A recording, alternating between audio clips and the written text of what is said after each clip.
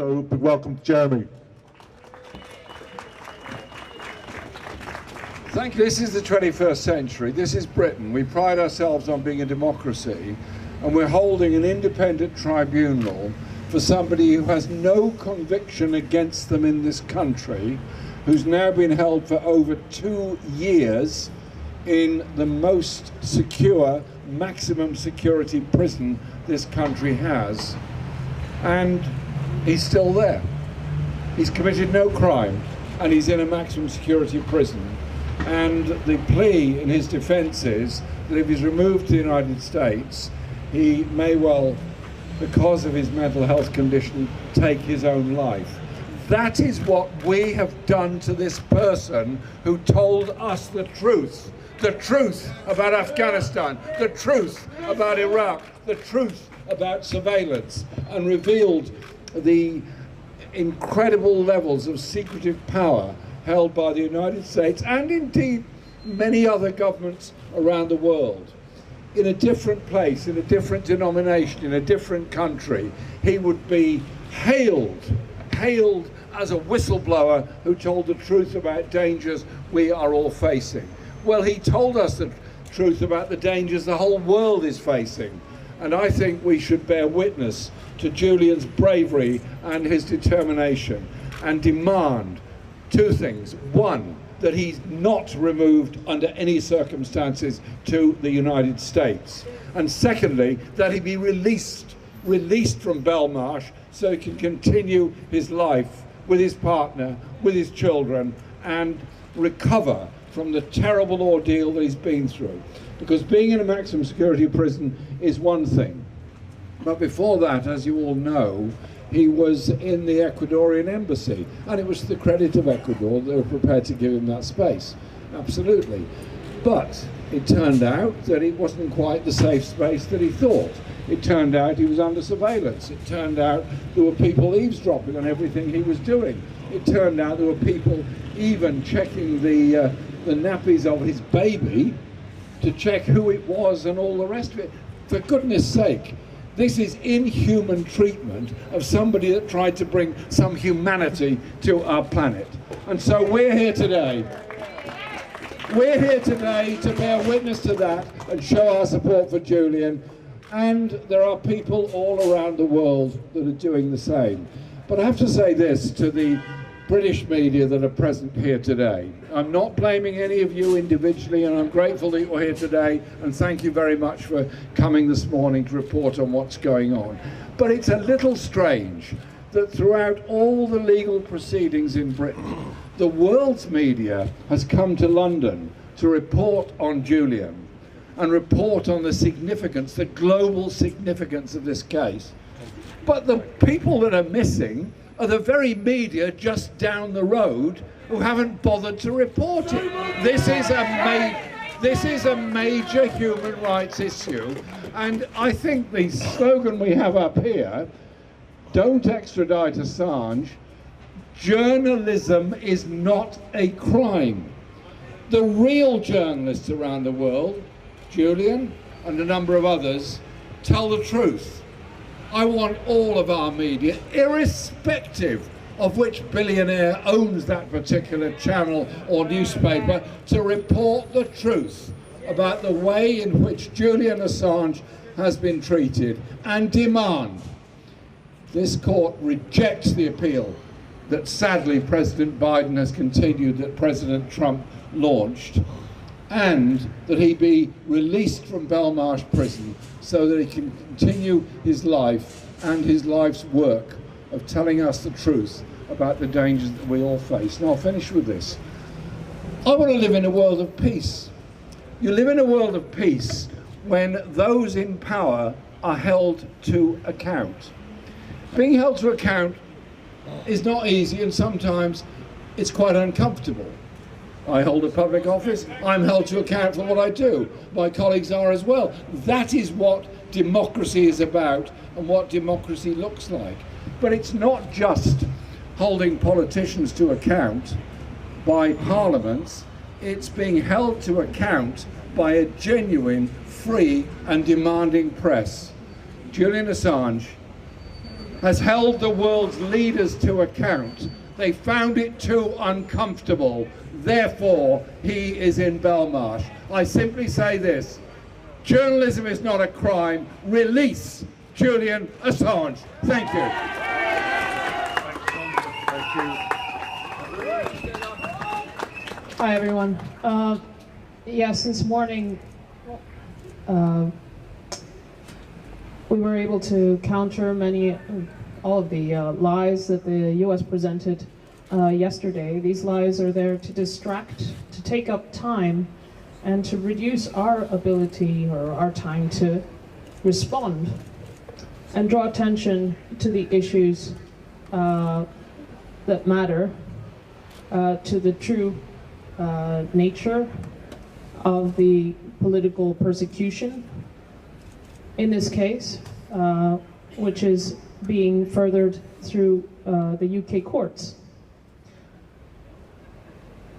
We were able to go through the timeline of events since Julian's arrest, or even before that, how he had been spied on in the embassy. His lawyers had been targeted by name. His Spanish lawyer's office was broken into. His lawyer's notes were seized and copied.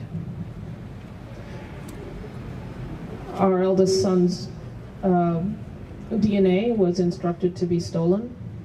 My mother was followed. I was followed. Julian was spied on in every little detail. And we knew this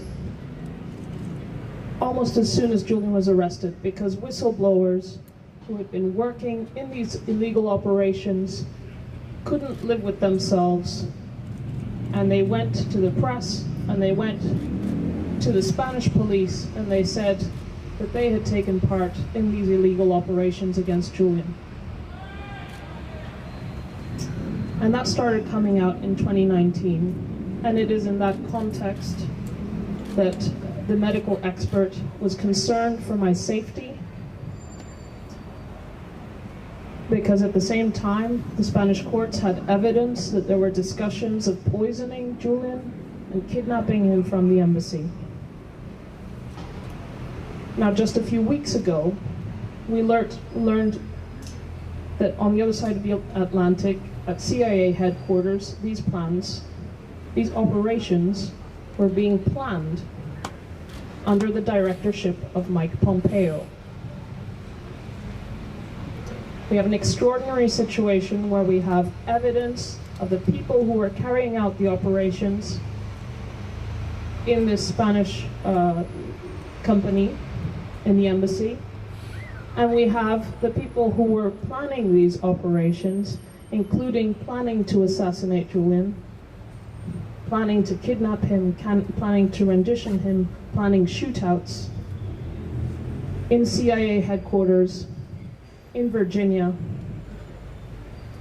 just a few miles from where the court is, where Julian would be tried if he were to be extradited. The US wants to take Julian to the Eastern District of Virginia, to an area that is full of security contractors, where the CIA is based, where you can expect what the jury will look like. To extradite Julian would certainly mean that he would be convicted of journalism under the Espionage Act.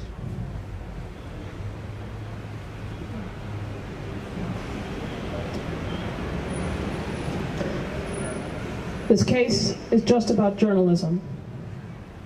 It's just about the persecution of a journalist. Thank you. Thank you. This afternoon, the lawyers for Julian Assange were tearing apart the so-called assurances, the revocable assurances that the US is now claiming that they can put forward. The assurances that Julian will be treated fairly, treated well in the prisons in the United States. He will get medical help and all that. Now, I just want to remind people that in the magistrate court, they had all the opportunity to actually voice such assurances. They did not. On the contrary, they went on the defense. They said for the prison system in the United States, they said that so-called special administrative measures, which basically equals solitary confinement, which basically equals torture, and for Julian in his condition, death. That the SAMs were not that bad at all. They also defended AGX Florence, Colorado, the most notorious prison in the United States, where Julian might end up in. They were defending that prison in a manner that was extraordinary. They were saying that Julian or prisoners in AGX Florence, they could have recreational activities. They could play bridge. What are they saying? That Julian would in AGX Florence be sitting down with El Chapo, with Timothy McVeigh, the Unabomber, and other homegrown terrorists, and play bridge. And they also said, and quote unquote, which the Julian's lawyers actually pointed out this afternoon, that they could have individual, well, recreational activity in their own cells. What does that mean? They are throwing people in cells and keeping them in there for 22 to 23 hours a day, only an hour outside the cell, in another cell with nothing in it. That's what waits Julian on the other side, on the Devil's Island, if he is extradited. That cannot happen. The judges here have only two choices. Basically uphold the decision not to extradite Julian Assange, or de facto give out a death sentence. That cannot happen. And we have to rely on all of you to make sure that in the weeks ahead, while these two judges are deliberating, that you make your voice heard, that you put pressure on your media, on your politician, everywhere, because this cannot happen. This must come to an end. Thank you.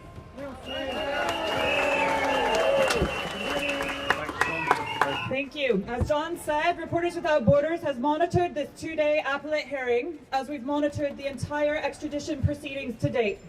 We are the only NGO that has managed to do this due to severe restrictions on observation imposed by the various courts involved. This has made it extraordinarily difficult for us to do our jobs. Nonetheless, we have fought for our right to be here, to bear witness to these proceedings and document our observations, because this case matters so immensely. What is happening to Julian Assange will have historical implications for journalism and press freedom internationally. If the United States is successful in extraditing Julian Assange, he will be the first publisher prosecuted under the Espionage Act, which lacks a public interest defense. That means anyone facing a similar case in the future would also be unable to defend themselves. What is on trial here is journalism. If Julian Assange is imprisoned for publishing information in the public interest, an alarming precedent will be set, and any publisher, any journalist, any source anywhere in the world could find themselves in the same position. While this case is being brought by the United States, which should drop these charges immediately, the UK has certainly played its own indefensible part. It is worth recalling that this did not have to be a matter for the UK courts. In 2019, the government could have taken a decision in favor of press freedom and journalism and denied the US extradition request. Instead, the UK government bowed to political pressure and green-lighted the extradition request, which is why we're all standing here today. It is the UK which sentenced Julian Assange to a staggering 50 weeks in prison for breaking bail, and it is the UK that has kept him detained in high-security Belmarsh prison alongside violent criminals ever since, convicted of no crime, only pursued by the US for his contributions to journalism. If anything happens to Julian Assange in the UK or the US, the UK also bears responsibility. We won't know the outcome of these proceedings for some weeks. It is our hope that justice will prevail and that this will be the end of the decade-long persecution of Julian Assange.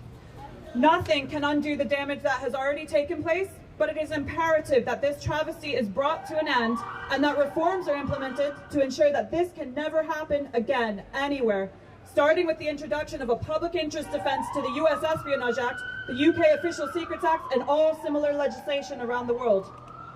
What is at stake here is not only the rights of one man, but the ability of journalists everywhere to do their jobs, to hold power to account and ensure our ability as the public to access information that we have the right to know. This is not just about Julian Assange, it is about every single one of us. Regardless of what happens next, Reporters Without Borders will be here fighting for Julian Assange's release and campaigning in cases around the world where journalism is under threat. Thank you all for your support and solidarity along the way. We hope to be back with some long-awaited good news in the coming weeks.